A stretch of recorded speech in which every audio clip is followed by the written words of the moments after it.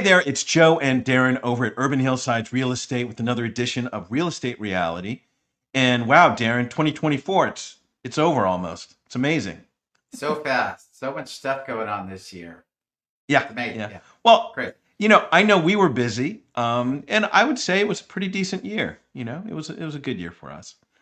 It was a Um, good year and a lot of different things to adapt to, but exciting. Good stuff happened. right, and that's really the theme of what we wanted to talk about today. Top 5 things we learned about LA real estate in 2024. So I'm going to jump right into it. Commission changes, right? That was a big story nationally, of course, locally, for every agent, for every buyer, for every seller this year. Darren, what do you want to say about that? The commission changes. Well, it was obviously a multi-year process of lawsuits that came to a head this year. Yeah. And the outcome was that there was a change of the commission to the buyer side specifically that went from agent to agent to consumer to consumer. Right. There, as you mentioned, there was a lot to adapt to and figure out with agents Hmm. and with buyers and sellers. They're both all a bit confusing, Right. but it's happening and it's in full effect right now. Right. And the question is, what's changed, Joe? Well, what we've observed is that buyer agent commissions have lowered, not terribly dramatically, but they have lowered a bit. Um, Right. and There are then for different sellers, right? conversations. It's say again. There are different conversations happening that weren't happening before. Yeah, yeah. Yeah. For sellers, right? It's been a bit disappointing because they walk in saying, "Oh, I don't have to pay any concession to any buyer agent," and that's not necessarily true now, is it?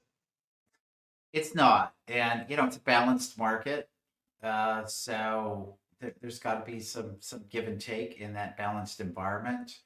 Yeah. Um, and for buyers, there's a conversation about what am I going to pay an agent? That conversation never happened before. And I think it's Right. making a few buyers step back, which has Yeah. reduced that pool of buyers in what's already a low volume sales Yeah. market. Yeah.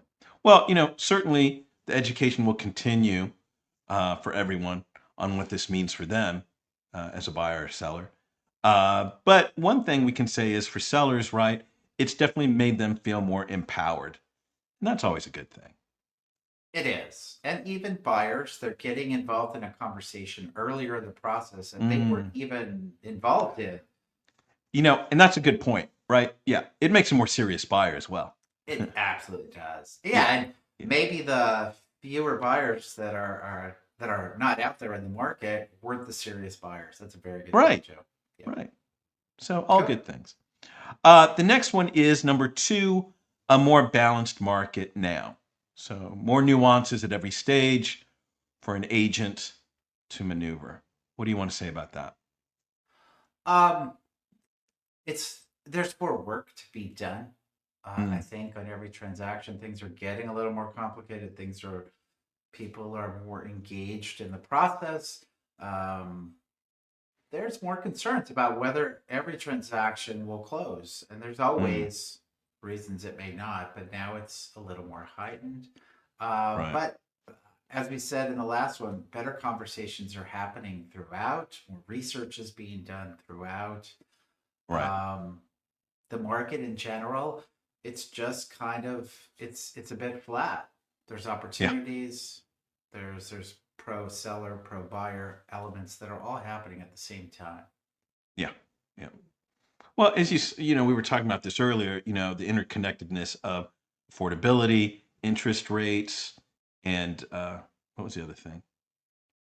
Affordability, interest rates, and inventory. Yes, correct. Uh, really makes it tricky. Yeah, for a lot of Yes. buyers Right. So to jump in. affordability has gone up and interest rates have risen, those two are very connected to each other. Usually Right. you would see prices come down. That's the expectation on the buying side, but Right. sellers are not putting their property on the market. There's substantially fewer sellers selling. Yeah. So with the inventory staying low, those two components of higher rates and fewer buyers are not driving prices down. And Right. those are the triangular effect there. Those are the three things to watch. If one of those changes, it has a big impact on the market. Right. Right. Well, and there you go. There's the balanced market now. All right, we're going to go to number 3, and we labeled this government impact, and 3 levels: federal, state, and city.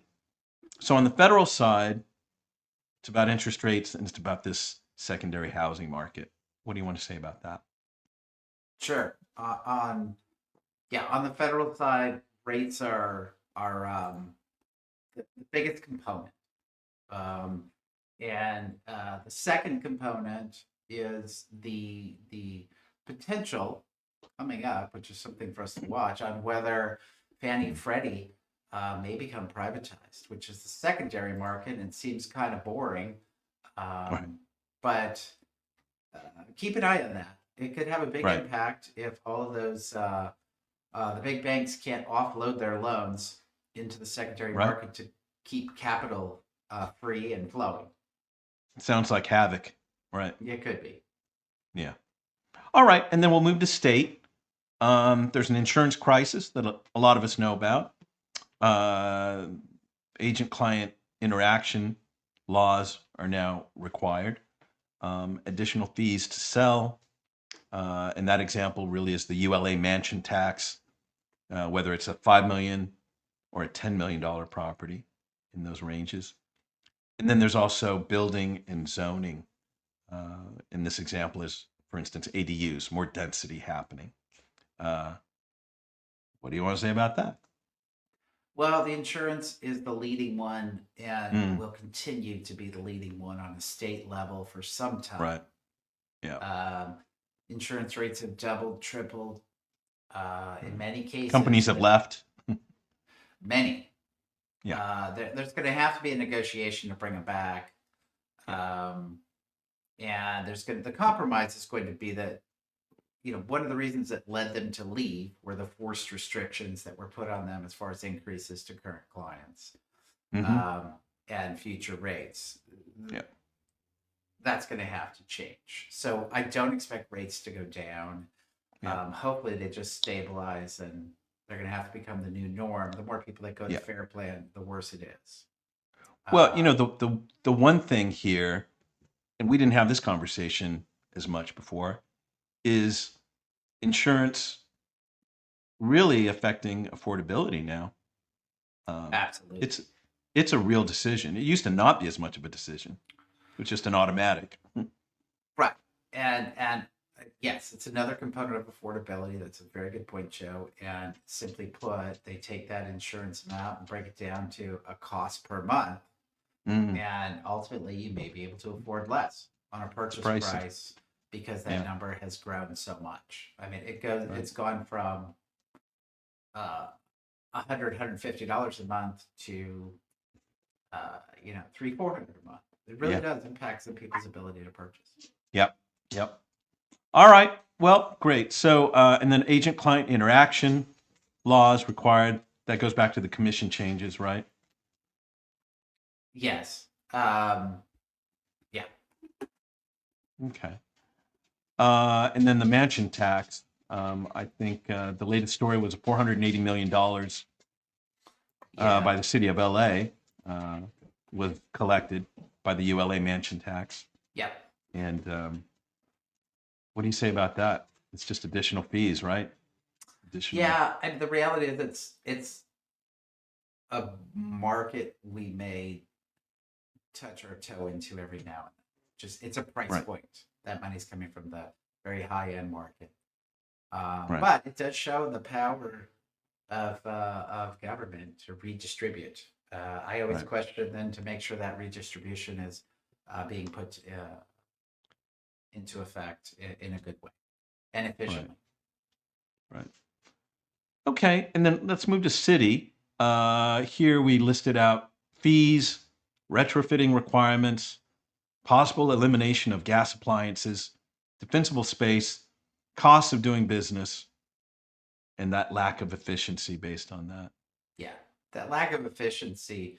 translates to everyone in the process, every step of the Mm, way, unfortunately. And in the end, the consumer pays for that lack of efficiency, whether that be on the rental side, on the purchase side, on the buy side, it all translates.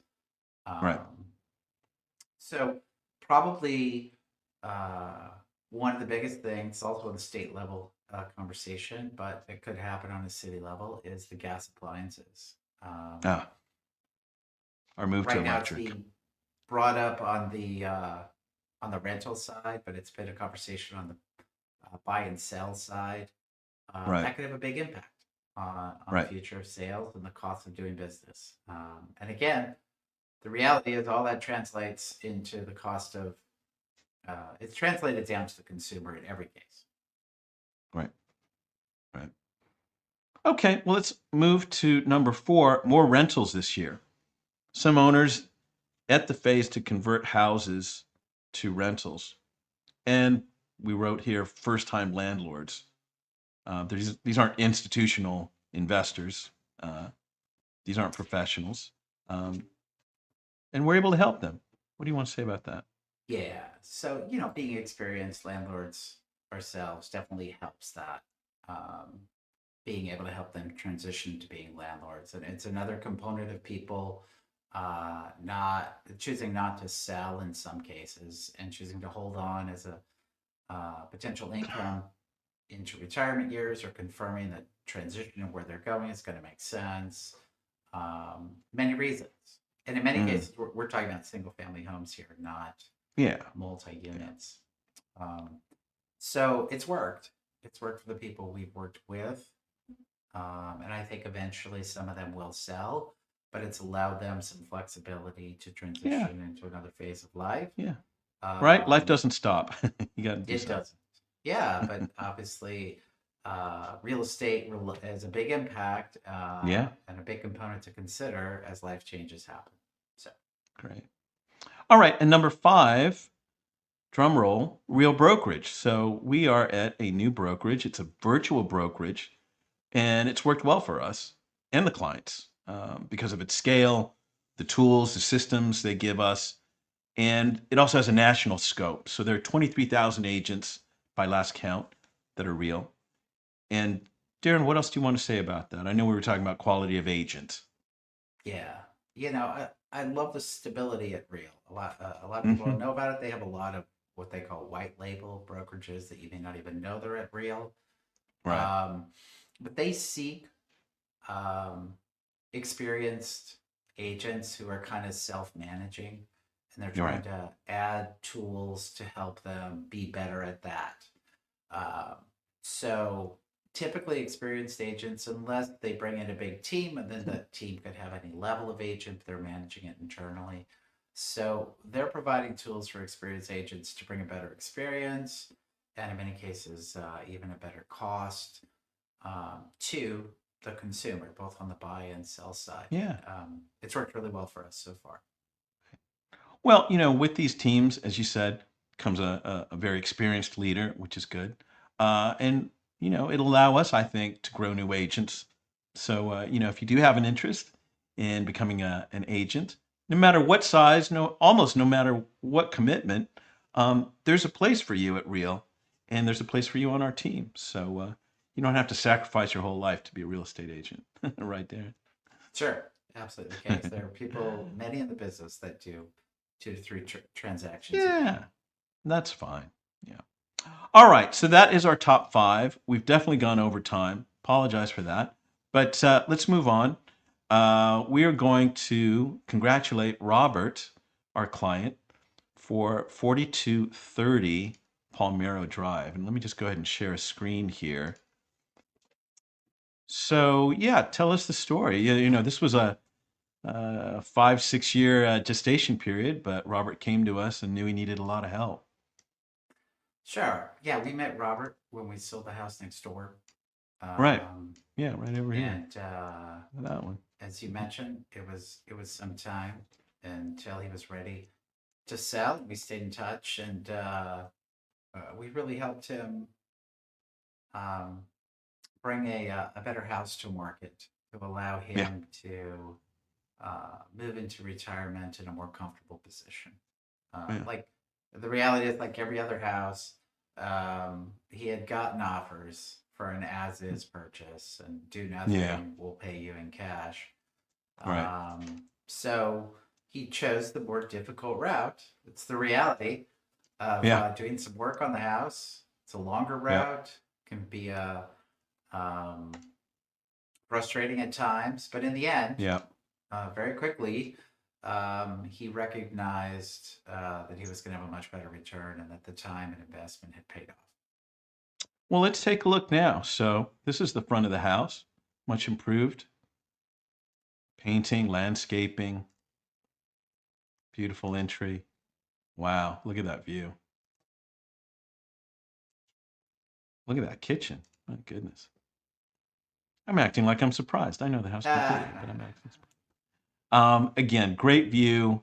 A lot of work done to get this right, and it is now in escrow, going towards sold status very quickly. So, again, congrats to Robert on working with us, getting it done, and we really appreciate the cooperation and the collaboration on getting this done. Beautiful home.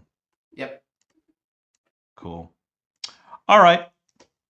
And that brings us to 2025 and what we have on tap. So, starting in January, we're going to have quite a few listings. Silver Lake House with an ADU, Montecito Heights Rental, it's a home, a Montecito Heights House, Pasadena Condo, a Leimert Park Spanish. And yeah, we're going to be busy very quickly in January, aren't we, Darren? We are, man. I look forward to it. I also look forward to the, couple weeks of break, a little bit of slowness. Yeah, yeah, yeah. Yeah. Absolutely. Absolutely. Well, look, I want to thank you as being a great partner for 2024. We had a lot of things to overcome, so I appreciate your partnership on that.